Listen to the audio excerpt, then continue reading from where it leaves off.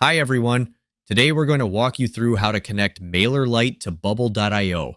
If you're new to MailerLite, you can find a free trial link in the description. For current users, just log in and follow along with us. First, you'll need to create a Zapier account, which we'll use to connect MailerLite with Bubble.io. On the Zapier dashboard, click on Create and select Zaps. If needed, use the Copilot for assistance. Choose both MailerLite and Bubble.io from the list, then enter all the required details on the right-hand side. To connect your MailerLite account, click Sign In and log in.